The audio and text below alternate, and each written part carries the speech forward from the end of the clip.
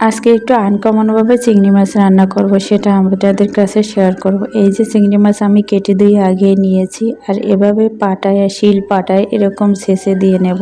এরকম ছেঁচে নিলে শিল পাটায় তাহলে এটা ভালো মতো মশলা ঢুকবে, আর মশলার তেল পেঁয়াজ হলুদ মরিচ সব কিছুর ভিতর ঢুকলে অনেক মজা হয়। অনেকদিন হয়েছে এভাবে রান্না করি নাই, আজকে আমি এভাবে রান্না করব আর সেটাই আপনাদের কাছে তুলে ধরবো। চিংড়ি মাছ যেহেতু বড়, চিংড়ি মাছগুলোর ভিতরে কিছুই ঢুকবে না, এই মাছটাও সম্পূর্ণ আস্ত থাকে আর এর ভিতর কিছু ঢুকে না। এভাবে একদিন থেতো করে আপনারা খেয়ে দেখবেন। সব চিংড়ি মাছগুলো আমি মশলা মাখিয়ে নিয়েছি, আর এখানে পেঁয়াজ আর কাঁচামরিচ বাটা সেগুলোও দিয়ে দিচ্ছি। তেল আর পেঁয়াজটা আমি পরে দেবো, এখন তেল দেবো অল্প।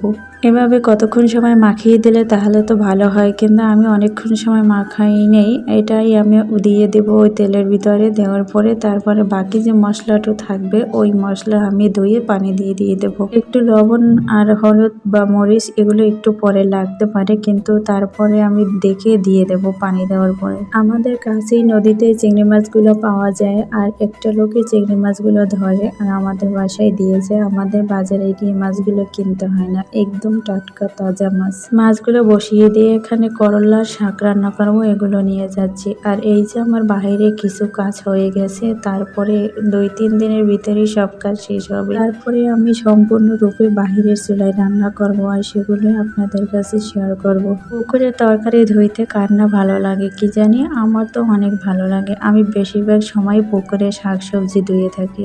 যাদের পুকুর আছে তারাই বুঝবে পুকুরের যে মজাটা, রান্না করতে গোসল করতে সবকিছু ধুইতে অনেক বেশি তাড়াতাড়ি হয়।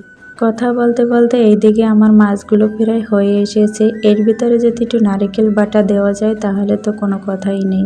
আলাদা একটা পাতিলে আমি এখানে সরিষার তেল দিয়ে নিয়েছি। তেলটা গরম হলে আমি পেঁয়াজ দিয়ে নেব। এই তেল আর পেঁয়াজ সুন্দর করে ভাজি করে নেব। আদা রসুন জিরা এগুলো ওই চিংড়ি মাছে দিব না, এটা দিলে অন্য ধরনের একটা টেস্ট আসবে। আর এটা শুধু ডিমের মতো তেল পেঁয়াজ হলুদ মরিচ লবণ দিয়ে রান্না করব। এখানে যদি একটু ধনে পাতা আর টমেটো হতো তাহলে তো কথাই নাই। এই যে মাছগুলো দেখতে যেমন লোভনীয় হয়েছে, খেতেও সেরকম স্বাদ হয়েছে। আর পেঁয়াজের ঘ্রাণটা তো দারুণ। মাছগুলো দেখেই মনে হচ্ছে এখনই চেটেপুটে খেয়ে ফেলি।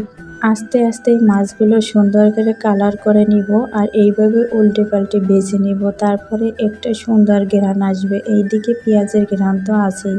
কিছু সময়ের মধ্যে এখন উঠিয়ে নেব। আর এই যে আমি করলা বসিয়ে দিয়েছি, তেল পেঁয়াজ ভাজা না দিয়ে তার ভিতরে আমি করলা দিয়ে দিয়েছি লবণ হলুদ। আর করলা ভাজিতে পাতাকপিতে এগুলো আমি একটু হালকা হলুদ দিই। কালারটা দেখতে যেমন দারুণ, খেতেও আমার কাছে খুব ভালো লাগে। করলা হালকা একটু আছে আমি ভেজে নেব, ভেজে নিয়ে পাশে রেখে দেব। তারপরে আমি এটা উঠিয়ে আমি লাউ শাক বসিয়ে দিব। এই করলা ভাজিতে চিংড়ি মাছ দিলে আর একটু মজা হয়, কিন্তু আজকে আমি চিংড়ি মাছ ছাড়াই রান্না করব। আর এই করলা ছিল আমার ছাদের কাছে। এখন আমি লাউ শাকটা সব মশলা আলু সবকিছু কষিয়ে দিয়েছি, ওইদিকে ভাত হয়ে যাবে। তারপরে আমি শাকের পাশাপাশি করলাটা বসিয়ে দেব। ভিডিওটি বেশি বড় করব না, সবাই ভালো থাকবেন। আল্লাহ হাফেজ।